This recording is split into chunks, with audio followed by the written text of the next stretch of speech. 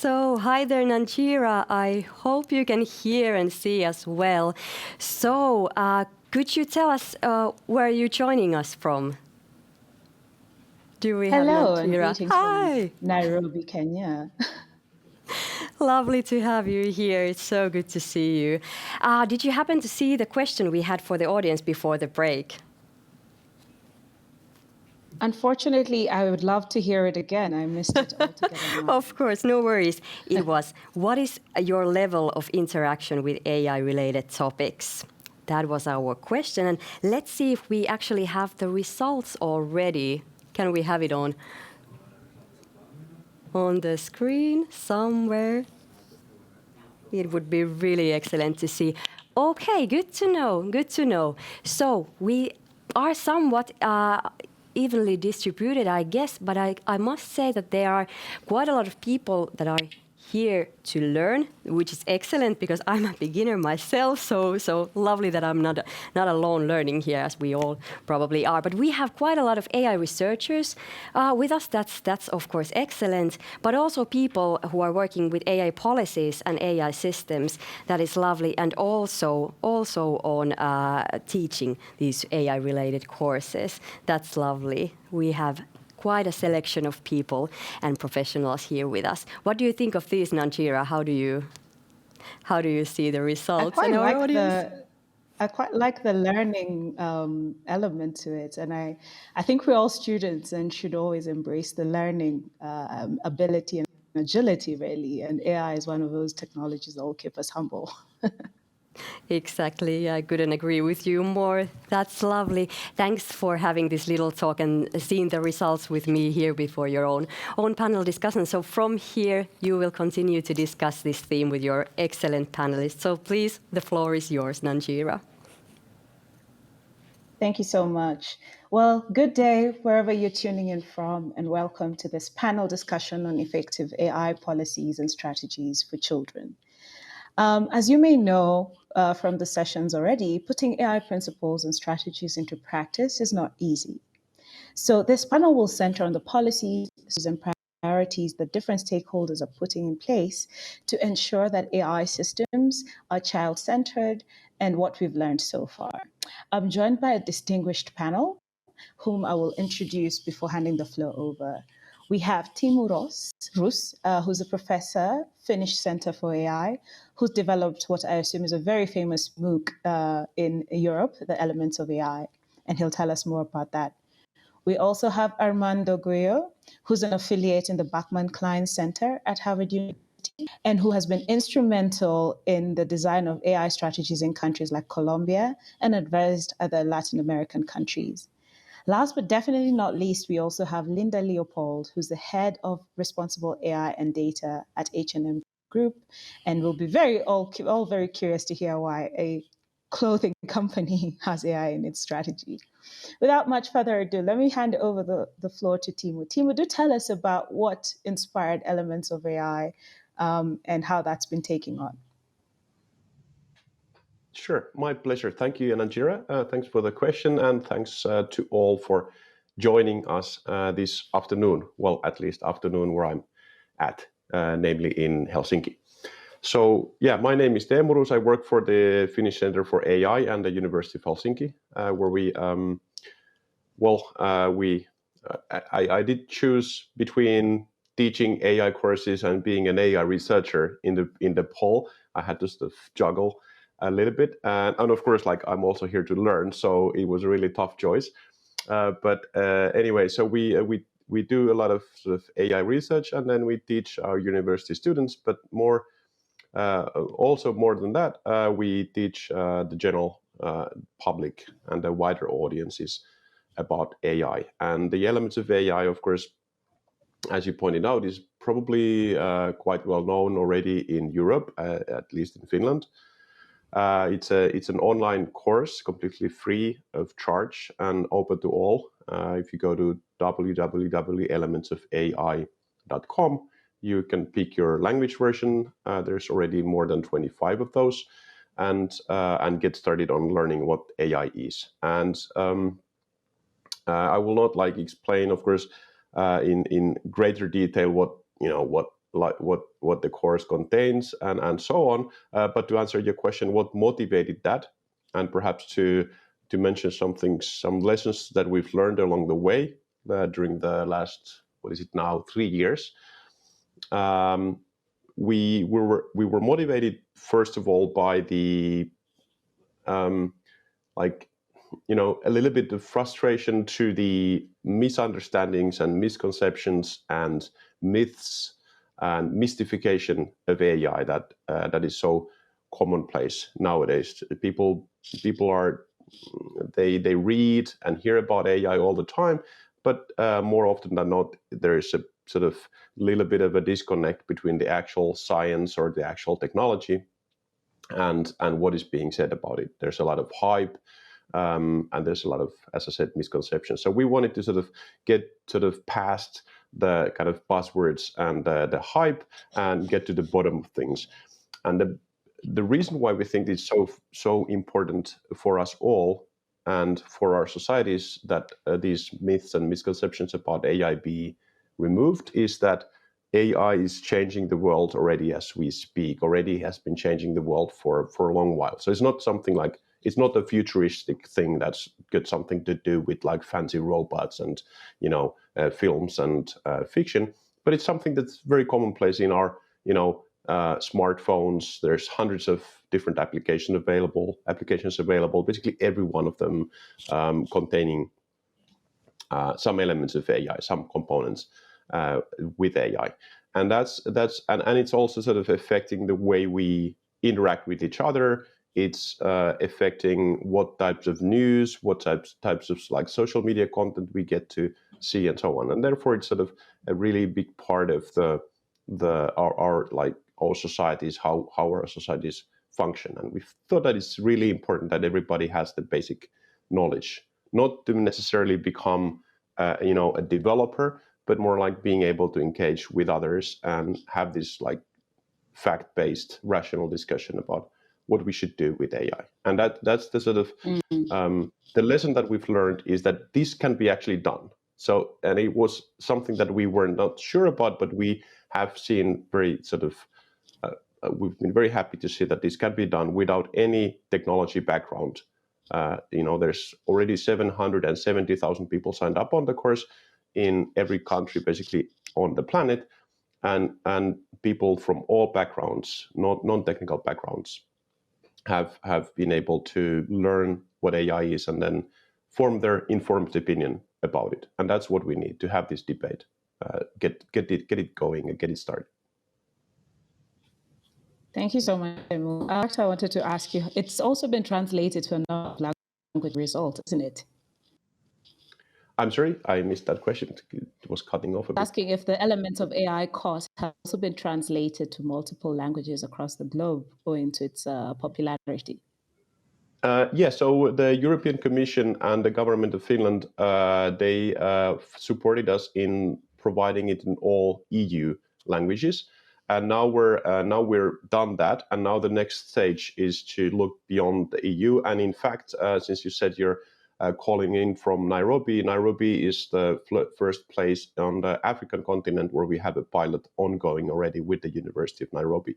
And we're looking into translations in local languages and finding partners all around the world. So in case there's anyone out there who is sort of at the position where you might be able to contribute and help us work with the local stakeholders, local experts, we're now sort of forming partnerships to expand beyond the European Union. Wonderful. Thank you for kicking us off. And we'll definitely be coming back to learn more about other lessons that are being learned as Elements of AI takes on. Armand, let me come over to you. And you're in a position to share interesting perspectives from a region that often is overlooked in these conversations. So do tell us what's been happening in Latin America and Caribbean around AI policies and strategies. Thank you, Nanjira, and thank you to UNICEF. It's always great to be here. It's a real pleasure. and also to share this panel with Teemu and Linda. I think I'm going to learn a lot. I also joined to the poll, and I can say I want to learn more and more, especially on how children participate in this kind of discussions. I think there we still need to learn more from each other. But no, yes, as you mentioned, well, I have been working a lot in Latin America with Latin American countries, so I'm happy to say that. And I was leading the process of the design of the Colombia's AI strategy, one of the first AI strategies that we had in the region. At the same time, I had been contributing with other development banks. So we have the Inter-American Development Bank, the CAF, the Development Bank of Latin America, and even the World Bank.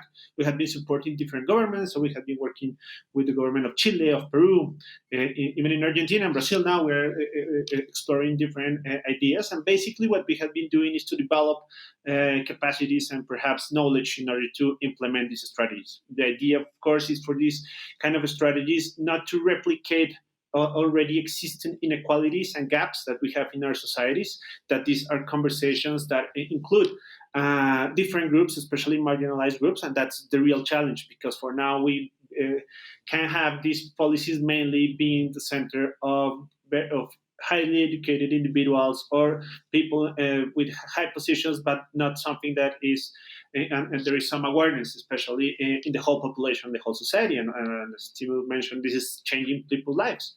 So basically what we had been doing, and I can first talk about the case of Colombia, what we developed was a strategy that basically what we wanted to do was to prioritize the responsible use of AI. That was one of our main goals. And for that, we decided that it was necessary to have an AI policy in which the ethics of AI will become a very important point of that policy, and we are happy to say that from there, and with the support, especially in the first stage of the Development Bank of Latin America, CAP, we developed an ethics framework. And Colombia developed the first proposal of an ethics framework for AI in the region. And this has been quite interesting because basically what we did was to develop some principles there. Of course, there have been these international proposals. We have the OECD principles and many others, but we wanted to have our own principles and with our own definitions for each of these principles that we were proposing. And at the same time, we wanted to add our own flavor. Yeah. So basically, we wanted to add elements that we considered that were relevant for countries such as Colombia, and in that case for Colombia. And what we did is that we have some principles such as a very specific topic in inclusion, and at the same time we have a principle on how to respect and prioritize children's rights and welfare in the use of AI. And that's one of the principles that we are in some way ethically demanding in the projects that are being developed in Colombia. And the good thing is that this had a lot of let's say, gain a lot of momentum. People were very interested about this. The president of Colombia supported the idea. He released this first draft for public discussions, different working sessions that we had, and finally Colombia developed this ethics framework in which we also have developed a mechanism to monitor its implementation, which is the AI ethics dashboard, which basically is allowing us to monitor specific AI projects in the government and in the public sector. So these projects, these digital transformation projects that are using AI solutions, basically we are putting in there and we are saying how these projects are complying, or at least are following the principles that we propose in Colombia's ethics framework.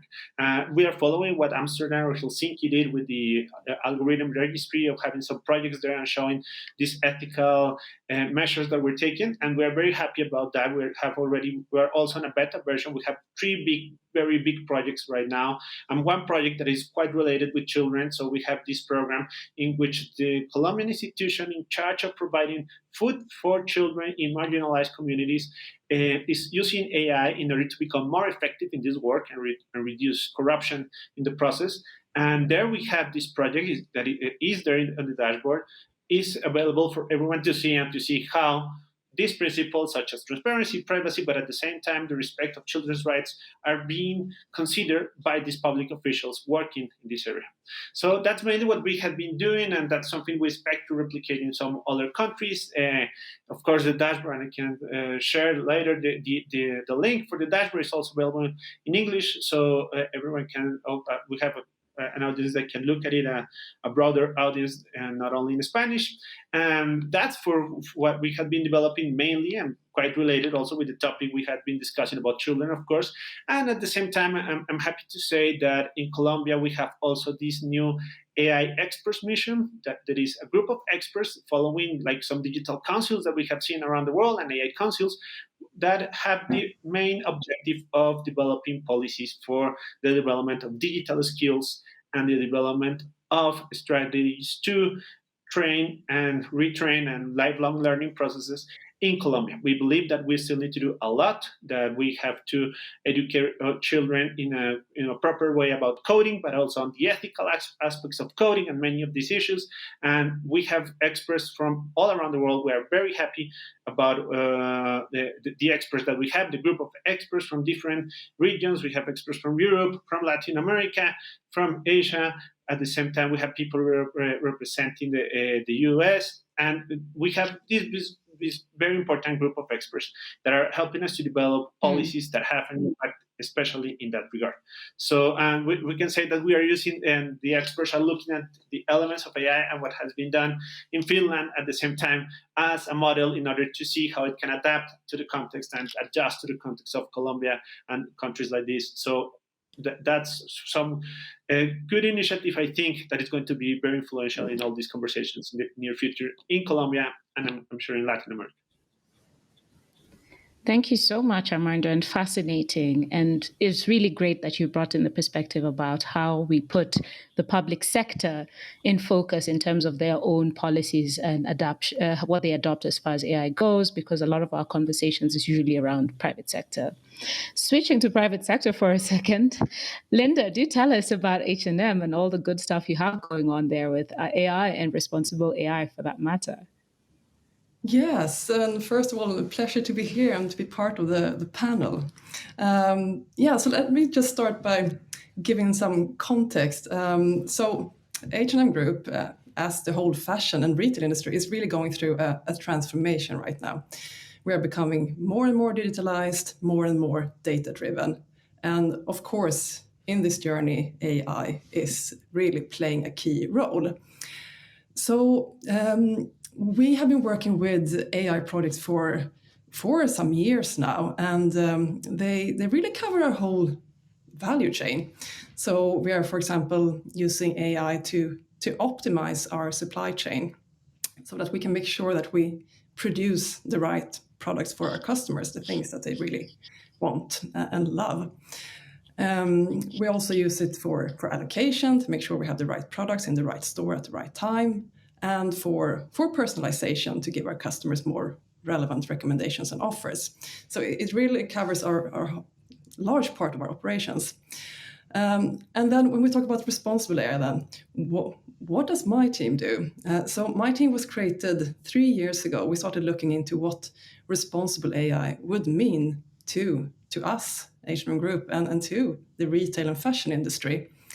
And we started by setting up 2 very high-level overall goals, that we wanted to use AI as a tool for good, as the transformative, powerful tool it can be, and as a tool to reach our sustainability goals. And then secondly, we wanted to actively work to prevent causing any unintentional harm with our AI solutions. So really looking into this dual nature of AI. And then one of the first things that we did was to create an assessment tool, a checklist basically, for all our AI teams to use based on 9 key principles. And this checklist has been used now during all these years, and we wanted to make a revision of it, review it, and that's why we wanted to partner with UNICEF and pilot the policy guidance on AI for children. And because when we created this framework, it's been aligned with human rights from the very start. As a company, we're committed to respecting human rights. But now we wanted to look into it with a child rights lens specifically, and see what we could do to update, to fine-tune, and to enrich this framework, looking into the rights of children specifically. Fascinating, fascinating. We're coming back to that because I'm sure we all want to hear more. But before we do, I want to get back to everybody with one question about what are the challenges or lessons learned in trying to implement child-centered AI policies and systems? Because it's one thing to have systems writ large, but here we are focusing on children. And what are some of the lessons we've learned in trying to implement policies, regulations, systems that focus on the child? Teemu, let me come back to you for some of the lessons you've learned around what it takes to make this kind of work child-centered. Well, perhaps so. When I'm working with in the context of AI and education, I usually distinguish, and I think many people distinguish using AI for education and then education about AI. And I have to admit that I'm quite old school, so to speak, in terms of the first one, so AI for education. So I'm not the early adopter of AI solutions that are used to provide education, especially education for children, because I believe that the role of the teacher, the human teacher, is so fundamental in the process of learning, especially for children. So maybe, let's say, in some aspects of learning, perhaps language learning, where repetition or learning of some sort of motor skills, so perhaps like sports education, the repetition, there's a lot of sort of repetitive parts in what is being learned. You have to repeat, writing or speaking or understanding a language, or you have to practice your motor skills multiple times with the same practice repeated a number of times. And I think there using AI is it's mature enough to be used there. But in terms of learning something where people understand concepts, new concepts, perhaps we're not there quite yet. So for me, the lessons learned and that some things that have worked and haven't learned are more to do with the educating children about AI.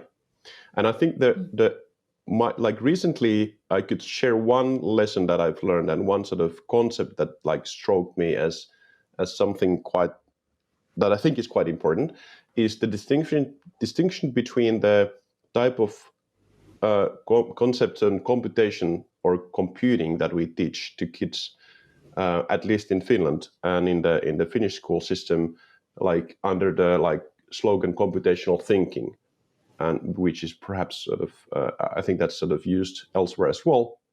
And it kind of basically tries to teach kids to understand that computers are basically sort of proceeding one step at a time according to an algorithm, which is basically a recipe that says how to do things in a very sort of accurate and precise manner, one step following another, and perhaps there being some sort of junctions, conditional statements, and if the door is closed, then open it and then pass through the door and turn right and walk 3 steps and so on. So these type of things are taught to the kids from early age, and I think that's great, and I think that helps them perhaps understand how computers work and perhaps sort of prepares them to learn programming at some point if they so wish. But I think that is still missing a huge kind of component of how modern computing systems work when they involve machine learning and AI. And that has actually been, there's a term computational thinking 2.0. So like a next level thing, the updated version of computational thinking that some people have coined.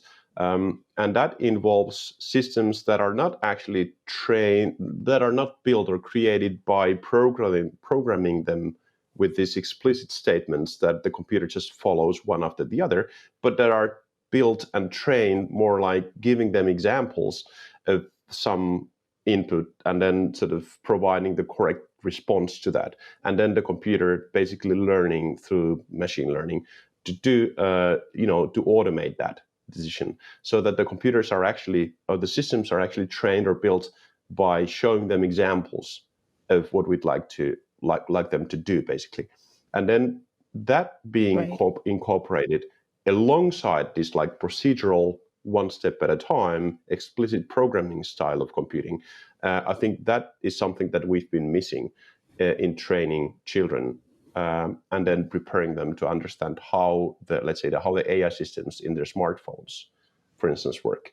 And that can be taught also to children, very important, taught to them without having them learn programming first and then learning about AI. I think it's sort of important to help people, kids and grown-ups alike, learn to understand AI without having them to have to, be programmers first. That's too slow. It's more urgent to people to understand about AI than to be programmers as such, I think. Fascinating perspective. I think, in a sense, you've given us the elements of AI in your response. Well, I think Armando, these are elements of AI, I think, and we should have. But great point that we don't all have to be coders. Yeah, they don't have to be coders to understand AI is quite important, including children. Armando, in the public policy space, what are some of the lessons learned or challenges faced in making AI policies child-centered?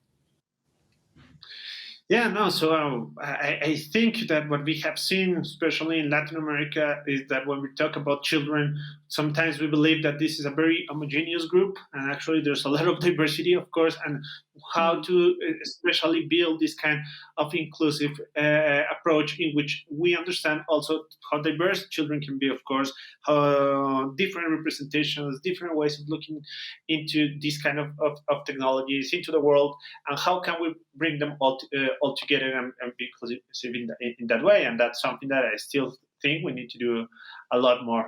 At the same time, I think that we want to perhaps be more effective on the participation. We're a little bit afraid of using children just as a way of saying this.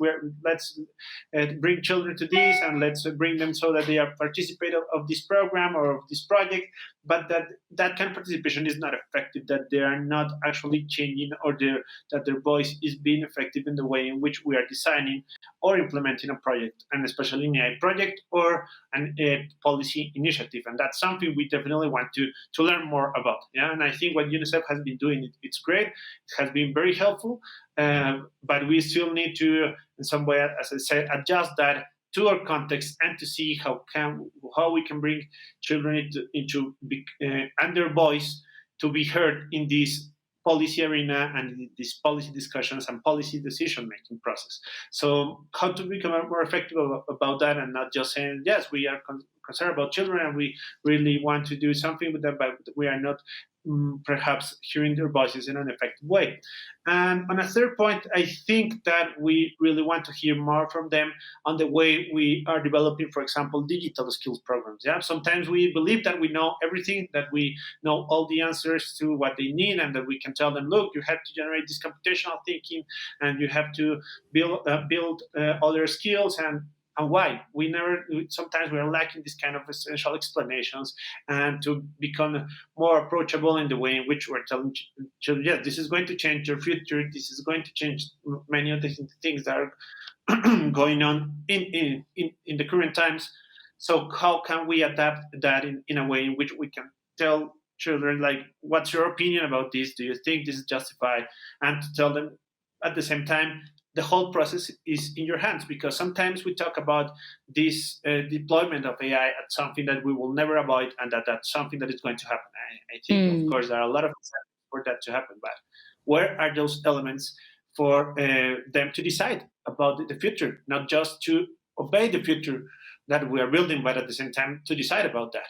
And for me, at least, I think we need to still develop a lot more of ways of explaining to this population and being more concerned about how they are understanding these kind of messages, reducing anxiety at the same time, and telling them why this is important for their lives, and not just because we believe that and some policymakers or decision makers decided that this was important, but also to make them feel part of this kind of discussions. Thank you so much. Those are very important insights for all of us to keep in mind. Linda, last but not least, what are some of the lessons you all have learned? Well, I think a first lesson is that this is relevant even if you're not developing AI solutions that target children specifically, which we are not doing, but we want to understand the potential indirect impacts of children and be able to address those. So, I mean, children can interact with AI solutions that were not developed for them. There could be other types of indirect implications for children. And I think that's the first lesson to recognize. And we wanted to add this new knowledge as a lens to our existing responsible AI framework and make this an important perspective for our internal AI teams to reflect on. So we looked into two of the requirements specifically. So the first one was prioritizing fairness and non-discrimination for children, and then to provide transparency, explainability, and accountability for children. And these are two areas that we were already covering quite extensively in our existing framework, but we wanted to look at it from a very specific child rights lens and see what could we add or tweak in our existing framework. So just as a very concrete example, we are in the original version of the framework, we ask our AI teams if they have discussed how their products could affect the vulnerable or underrepresented groups. But we didn't ask specifically about children, looking into the needs of children specifically. So that's something that we decided to add to our current framework to make it even more focused on the specific needs of children, as a concrete example. So, I mean, I would really encourage all companies that have existing responsible AI frameworks to see if there are things that you could do to review them and adding a child rights lens. Indeed, absolutely. Thank you so much for sharing that. With 5 minutes, Rauna, we're just going to check with you real quick if we have any questions from the audience.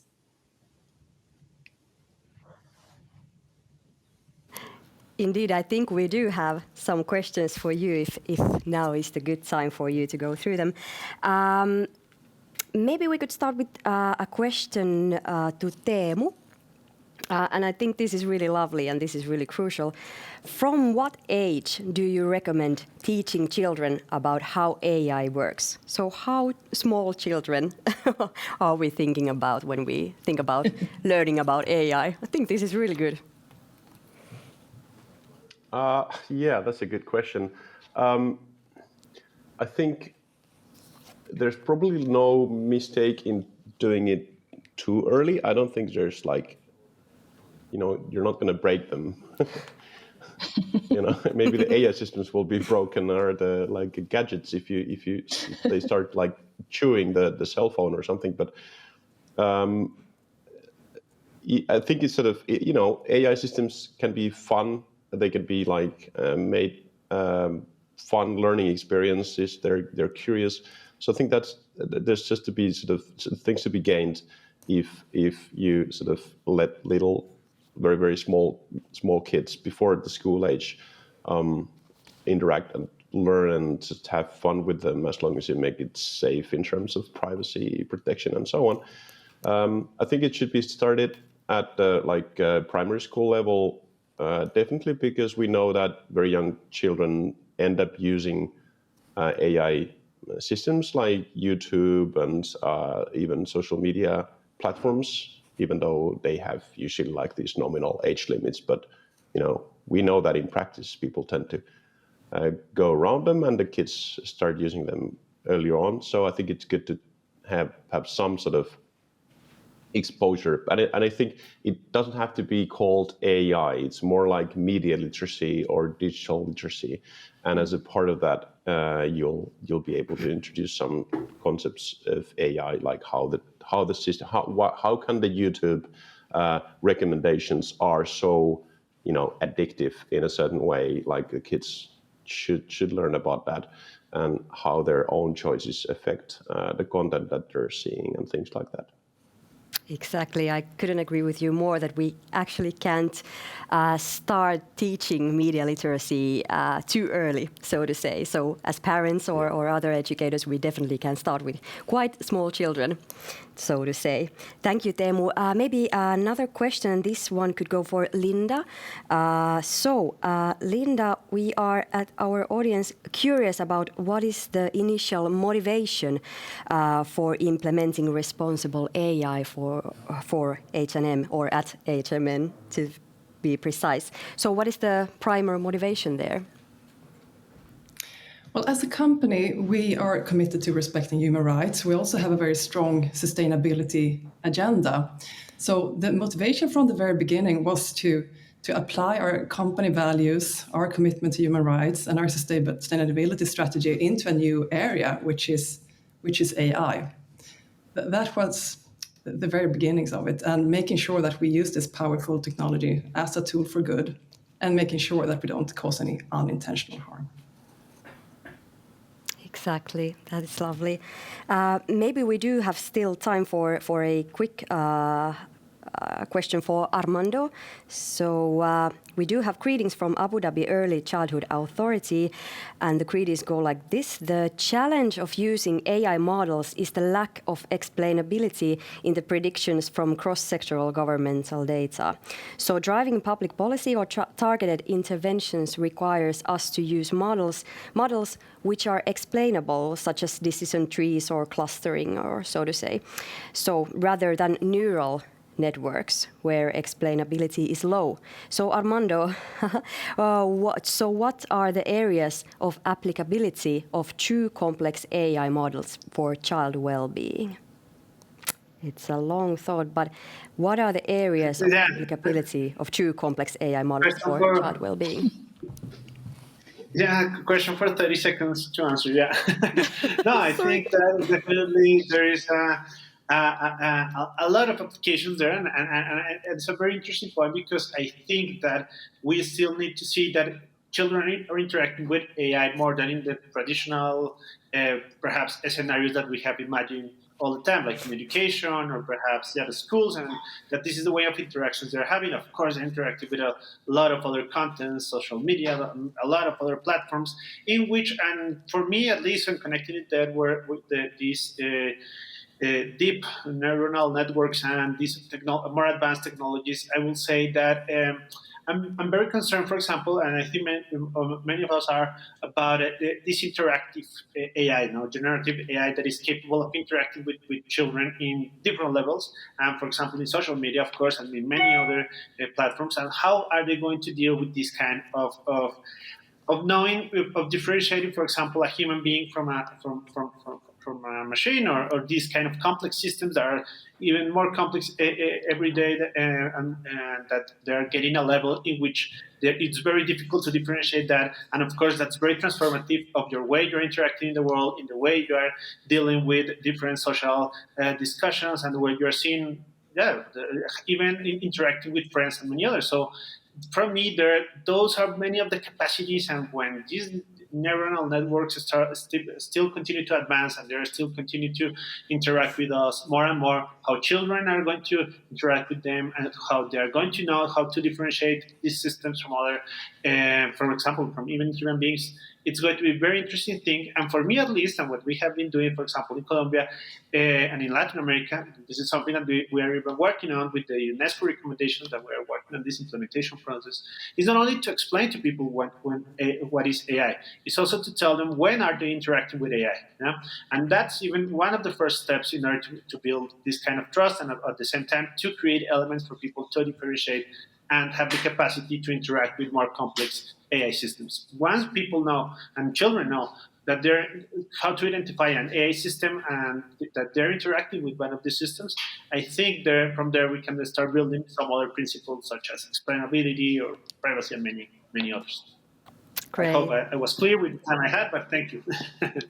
Thank you, Armando. That was such a brave move to go on this complex question, and you really managed well. At this point, I really want to thank you all, Linda, Teemu, Armando, and Nanjira, of course, for dealing with these important questions with us. We do still have one more thing to do together, and if you may, maybe you can stay online there for a while. So, dear participants, we are eager to hear about some of the barriers in your country to developing or implementing strong child-centered AI policies. So we will do this poll next, and this is our question to you, and these are the options to choose from. So, what is the main barrier or obstacle in your country to developing or implementing strong child-centered AI policies? What do you think? So, number one, could it be limited connectivity, digital infrastructure? Maybe 2, limited funding for AI development. 3, lack of coordination between government departments on cross-cutting issues. Maybe 4, limited knowledge of AI and how it impacts on children. Or number 5, this is okay too to answer, I don't have enough information to answer this. So while you are voting, maybe Nanjira, could you say what would you choose yourself if you will still have you, Nanjira, on the line? What is the main obstacle? In your opinion? I would honestly go with the government one. It starts in many ways and ends with the government policy, and I'm sure Armando might agree with me. Great, thanks. That's good. Do we already have the results? Maybe we can take a look at what our audience thought about this question. What seems to be the biggest obstacle here? Okay, so let's scroll through. The numbers are changing. I'm seeing it here. Yeah, the same one seems to be a favorite here. So lack of coordination between government departments on cross-cutting issues, that seems to be one thing that we need to work on. And maybe limited funding, of course, for AI development. That also got some remarks there. Okay, there you have it. And of course, we do strongly need more knowledge of AI and how it will impact children, definitely. Perfect. But thank you so much, Nanjira, and all of you excellent panelists we did have there. Thank you so much for being with us.